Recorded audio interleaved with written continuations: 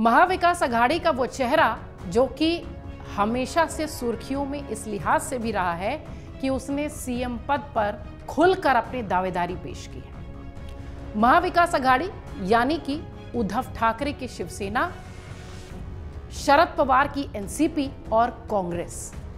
और आज हम महाविकास अघाड़ी के ऐसे ही चेहरे के बात कर रहे हैं जो कि लगातार महाराष्ट्र की सियासत में अपने दबदबे के लिए भी जाने जाते रहे हैं और पिछले कई समय से पॉलिटिकल क्राइसिस से जूझ रही महाराष्ट्र में केंद्र रहे हैं चर्चा का। हम बात कर रहे हैं उद्धव ठाकरे की। उद्धव ठाकरे वो नाम जो कि महाराष्ट्र की सियासत में किसी से जानकारी में अछूता नहीं है और देश भर में जिस तरीके से महाराष्ट्र की राजनीति सुर्खियों में होती है, उद्धव ठाकरे ऐसा नाम है जो कि हमेशा से ही चर्चा में रहते हैं। नमस्कार, स्वागत आप सभी का। आप देख रहे हैं चुनाव पर आधारित हमारा विशेष कार्यक्रम नेताजी के किस्से। उद्धव ठाकरे 1960 में 27 जुलाई की वो तारीख थी जब मुंबई में उनका जन्म हुआ। उद्धव ठाकरे का पूरा नाम उद्धव बाल केशव ठाकरे है। महाराष्ट्र की राजनीति में उनके योगदान को हमें विस्तार से आपको बताने की जरूरत नहीं है क्योंकि महाराष्ट्र की राजनीति में वो एक अलग मकाम रखते हैं। साल 2000 से पहले उद्धव राजनीति से बहुत दूर थे। बहुत कम समय शिवसेना के प्रमुख उद्धव ठाकरे ने एक अलग मकाम हासिल किया राजनीति में। बहुत कम समय में राजनीतिक परिदृश्य पर उन्होंने अपनी जगह बनाई है। उद्धव ठाकरे पहले शिवसेना के अखबार सामना का काम देखते थे। शिवसेना के संस्थापक और उद्धव ठाकरे के पिता बाल ठाकरे की सेहत जब थोड़ी खराब रहने लगी तब उद्धव राजनीति में एक्टिव होने लगे, पार्टी के कामकाज में शामिल होने लगे, पार्टी का कामकाज देखने लगे।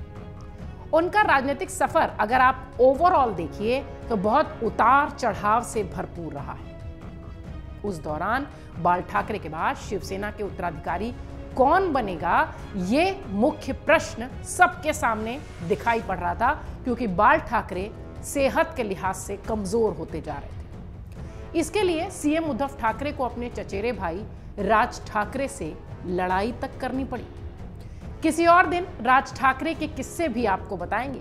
आज बात उद्धव की यानी बड़े भाई उद्धव की करते हैं। शुरुआत में सत्ता की ये जो लड़ाई थी, पार्टी में जो एक तरीके से कह लीजिए एकाधिकार की जो लड़ाई थी, उसमें पार्टी को गुट विरोध भी झेलना पड़ा।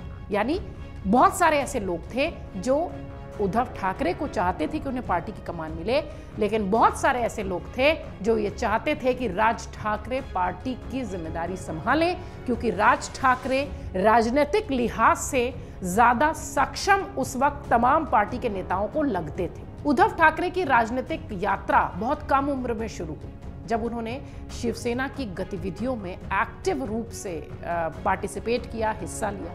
तभी एक तरीके से कह लीजिए कि उन्होंने सियासत में अपनी भागीदारी पेश करनी शुरू की। मुंबई विश्वविद्यालय से माइक्रोबायोलॉजी में वो ग्रेजुएट हैं।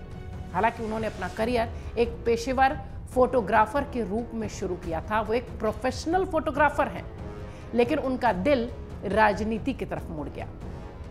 उद्धव ठाकरे के नेतृत्व में शिवसेना ने अपनी राजनीतिक पहुंच का विस्तार भी किया। अपनी क्षेत्रीय और हिंदुत्व विचारधारा का समर्थन करना जारी रखा।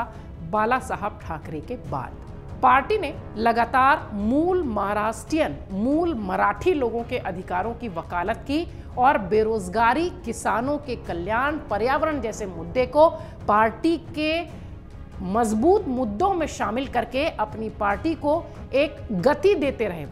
कहा यह जाता था पहले कि बाल ठाकरे के बाद पार्टी शायद वैसी एक्टिव नहीं रहेगी, हिंदुत्व कर उस स्टैंड पर नहीं रहेगी, लेकिन उद्धव ठाकरे ने यह सब किया। राजनीतिक घटनाओं के एक महत्वपूर्ण मोड़ में उद्धव ठाकरे ने 28 नवंबर 2019 को महाराष्ट्र के मुख्यमंत्री के रूप में शपथ ली थी। यह शिवसेना के लिए एक ऐतिहासिक क्षण था क्योंकि इसने राज्य सरकार का नेतृत्व करने के लिए भारतीय राष्ट्रीय कांग्रेस और राष्ट्रवादी कांग्रेस पार्टी के साथ एक अप्रत्याशित गठबंधन बनाया था।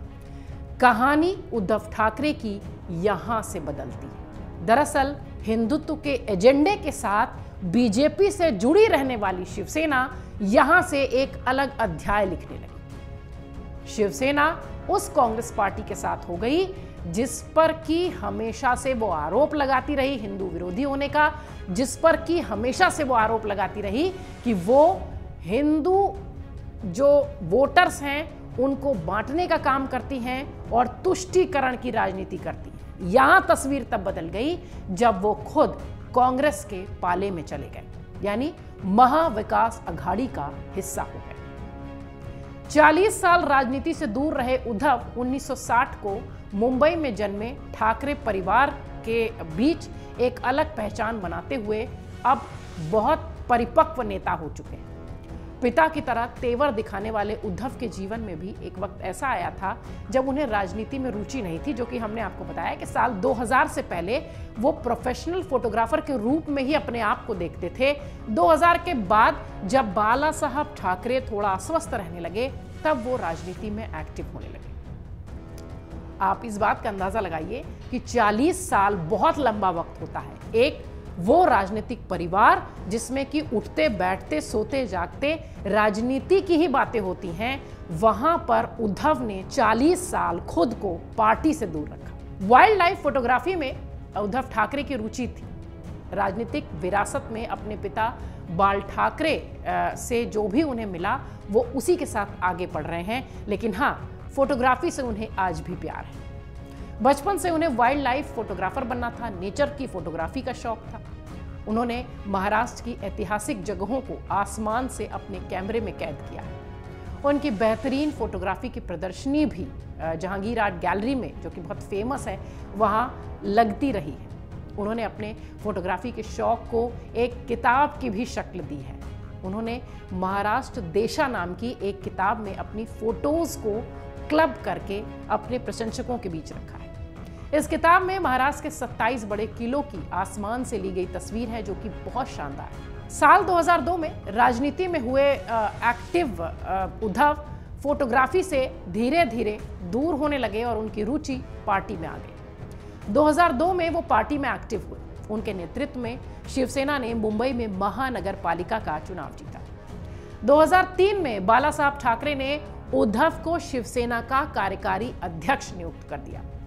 2012 में पिता बाल ठाकरे के निधन के बाद शिवसेना के लिए पहला विधानसभा चुनाव था 2014 का, और यही उद्धव के सामने सबसे बड़ी चुनौती थी, लेकिन उद्धव ने हार नहीं मानी। सामना में वो लिखते रहे। आक्रामक लेख उद्धव की छवि को और ज्यादा बढ़ाने में, इन्हांस करने में काम आती रही। पार्टी में सक्रिय होने से पहले वो बयानबाजी तक से भी दूर रहते थे। उद्धव को अपनी छवि से बाहर आने में बहुत लंबा वक्त लगा, लेकिन फिर उन्होंने अपने पिता की तरह ही अपने तेवर बना ली, सीख लिया। उन्होंने बयानबाजी करके और मराठी न्यूज़पेपर सामना में लेख लिखकर पार्टी के उग्र तेवर को फिर से जीवंत कर दिया बाला साहब ठाकरे के बाद। सामना, जो कि शिवसेना का मुखपत्र भी है, अक्सर उनके इंटरव्यूज उसमें छपते रहते हैं। उनके एक इंटरव्यू में लिखा था कि शिवसेना पिछले 25 साल के गठबंधन में सड़ गई। बीजेपी के साथ गठबंधन कर शिवसेना को नुकसान हुआ। उद्धव ठाकरे का परिवार अगर बात करें तो उद्धव की वाइफ का नाम, उनकी पत्नी का नाम रश्मि ठाकरे है। उनके 2 बेटे हैं। बड़ा बेटा आदित्य, जो आप सब जानते हैं कि वो इस बार चुनावी मैदान में भी है, और दूसरा बेटा तेजस, जो कि अमेरिका में पढ़ रहा है। पारिवारिक पृष्ठभूमि पूरी तरह से राजनीति की रही है, और इसके बावजूद उद्धव ठाकरे ने 40 साल इसे अपने आप से दूर रखा, और बाला साहब ठाकरे के बाद, यानी यूं कहें कि उनके निधन के बाद, वो एक्टिवली अपनी पार्टी के लिए काम करते हुए दिखाई पड़े। लेकिन उद्धव ठाकरे वो नाम जो कि महाराष्ट्र की सियासत में कभी भी किनारे नहीं किए जा सकते। बहुत उतार चढ़ाव का दौर उद्धव ठाकरे ने देखा है। उनके लिए बहुत सारे किस्से हैं। आज इन दिनों उनकी चर्चा इस लिहाज से हो रही है क्योंकि महाराष्ट्र चुनाव अपने चरम पर है, और हरियाणा का चुनाव जैसे ही कांग्रेस पार्टी हारती है, बीजेपी के पक्ष में वहां का मतदान होता है, वोटर्स होते हैं, तब उद्धव ठाकरे का एक बयान हाल के दिनों में सुर्खियों में रहा, और वो बयान ये था कि सीएम फेस का ऐलान कर दिया जाए। उनके जो बहुत सहयोगी, उनके सिपहसालार माने जाते हैं, संजय राउत, उन्होंने कहा कि उद्धव ठाकरे के अलावा कोई सीएम फेस हो ही नहीं सकता। यानी उद्धव ठाकरे सीएम फेस के कैंडिडेट के रूप में सबसे मजबूत चेहरा आज भी महाराष्ट्र की जमीन पर है। और अगर महाविकास अघाड़ी की सरकार महाराष्ट्र में इस बार बन जाती है तो इसमें कोई संदेह नहीं है कि बहुत बड़ा सीएम फेस का विकल्प उद्धव ठाकरे होंगे। अगर आप ये वीडियो YouTube पर देख रहे हैं तो हमारे चैनल को सब्सक्राइब कर बेल आइकन दबाएं और Facebook पर देख रहे हैं तो हमारे पेज को लाइक करें। 8 मिलियन प्लस सब्सक्राइबर, आपके इस भरोसे के लिए बहुत धन्यवाद।